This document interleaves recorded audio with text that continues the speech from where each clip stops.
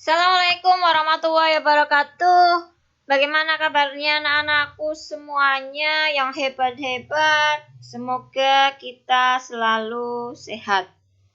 Nah, ini ada kata-kata yang menarik dari Presiden Indonesia yang pertama, yaitu Soekarno. Perjuangan itu seperti bernafas. Jika kamu berhenti, maka kamu akan mati. Nah, untuk materi kali ini yaitu materi tentang perjuangan terhadap kedatangan sekutu melalui jalur diplomasi. Nah, materinya meliputi perundingan Linggarjati, kemudian ada Selah, di mana ada peristiwa agresi militer Belanda 1, kemudian ada perjanjian Renville, lalu ada agresi militer Belanda 2. Nah, ini bentuk perjuangannya yaitu dengan cara diplomasi antara pihak Indonesia dengan pihak Belanda. Perundingan Linggarjati dilaksanakan di Linggarjati pada tanggal 11 sampai 15 November 1946.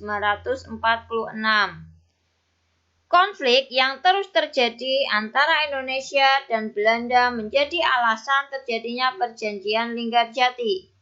Belanda belum mau mengakui kemerdekaan bangsa Indonesia.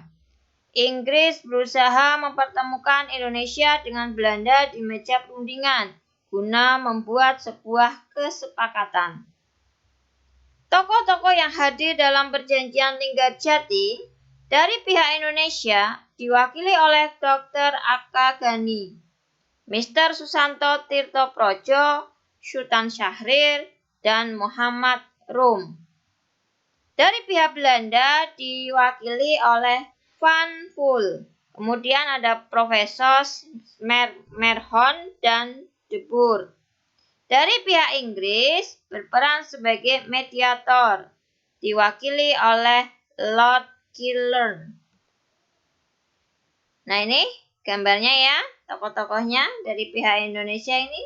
Sultan Syahrir, di mana pada waktu itu beliau menjadi Perdana Menteri dengan kabinetnya yaitu Syahrir I. Kemudian ada pihak Belanda dan ada pihak dari Inggris.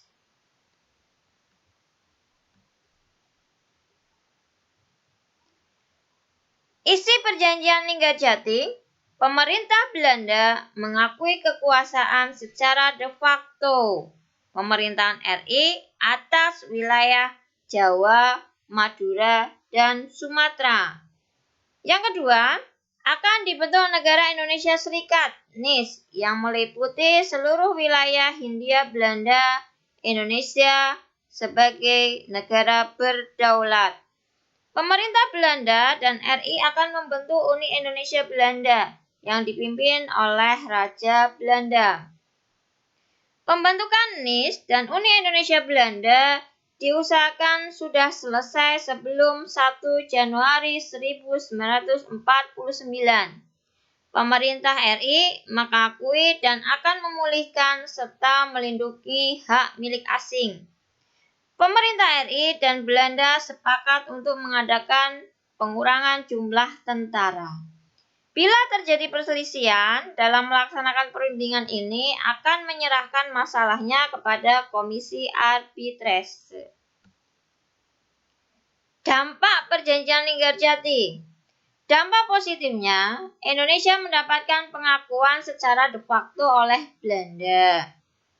Berarti Indonesia diakui bahwa Indonesia itu sebuah negara yang benar-benar ada, walaupun baru diakui secara de facto, belum secara de jure. Dampak negatifnya, wilayah Indonesia menjadi sempit. Karena apa? Belanda hanya mau mengakui wilayah Indonesia pada Pulau Jawa, Sumatera, dan Madura. Nah, itu ya peta wilayah Indonesia berdasarkan perundingan Linggarjati. Wilayah yang berwarna agak tebal itu yang hasil dari perundingan Linggarjati. Ternyata Belanda tidak puas terhadap hasil perundingan Linggarjati. Akhirnya apa? Belanda mengadakan agresi militer Belanda 1 pada tanggal 21 Juli 1947. Perjanjian Linggarjati bukan jalan terbaik antara Indonesia dan Belanda. Belanda semakin menambah kekuatan militernya. Belanda memberi ultimatum kepada bangsa RI, antara lain pembentukan pemerintah darurat secara bersama, pembentukan Dewan Urusan Luar Negeri. Dewan Urusan Luar Negeri bertanggung jawab atas ekspor, impor, dan devisa. Pembentukan Gendarmerie. Belanda melakukan serangan ke wilayah Indonesia, mulai dari wilayah Jakarta, Jawa Barat, Jawa Timur, dan Jawa Tengah. Tujuan dari agresi militer Belanda 1 ini sebenarnya Belanda ingin menguasai seluruh wilayah Indonesia, terutama di wilayah-wilayah yang strategis potensial akan perkebunan pertambangan. Nah, ini tujuannya dari agresi militer 1.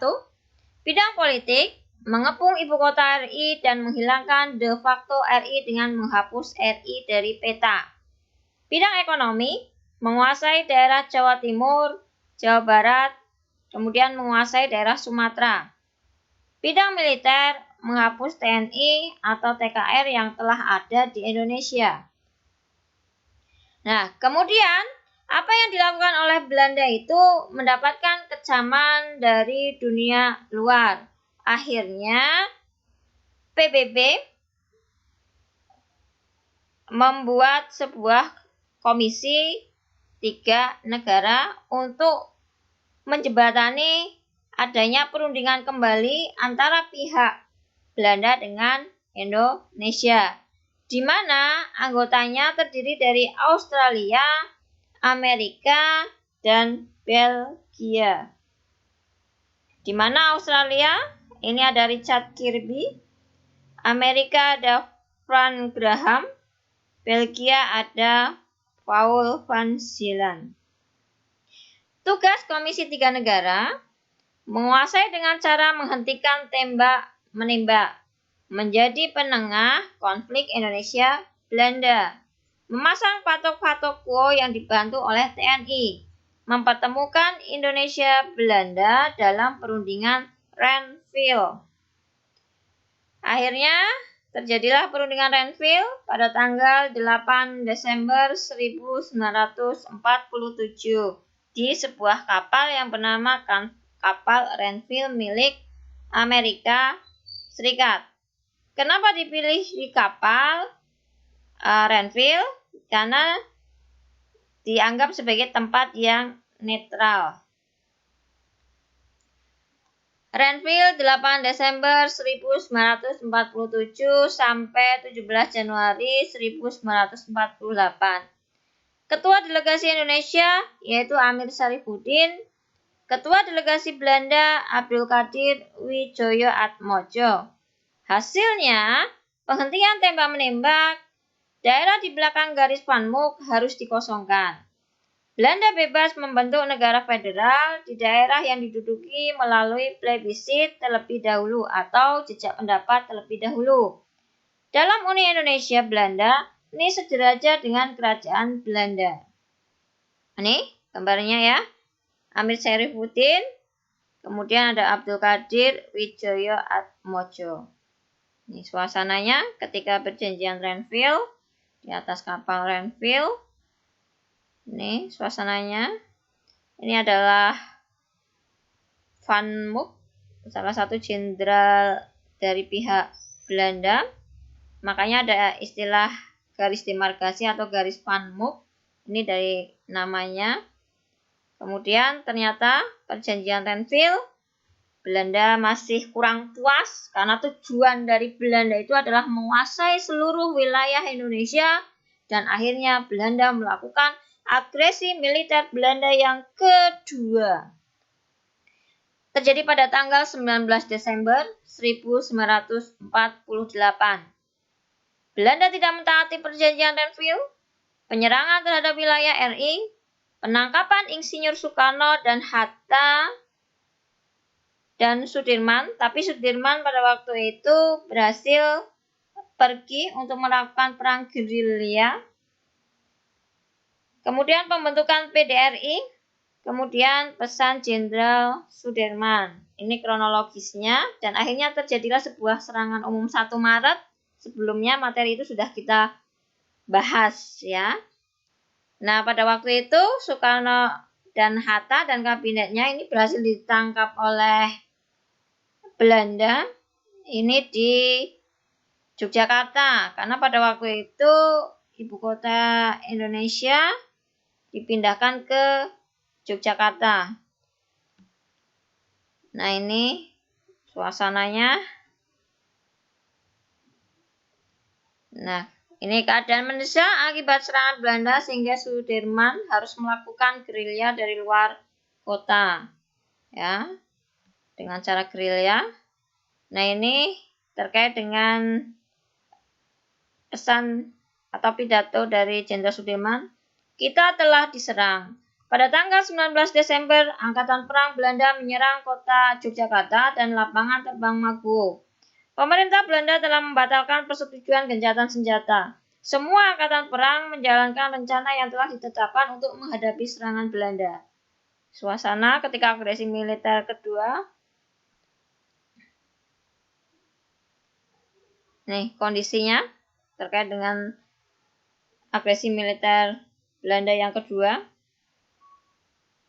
Yang merah itu yang masih dikuasai oleh Indonesia di peta tersebut.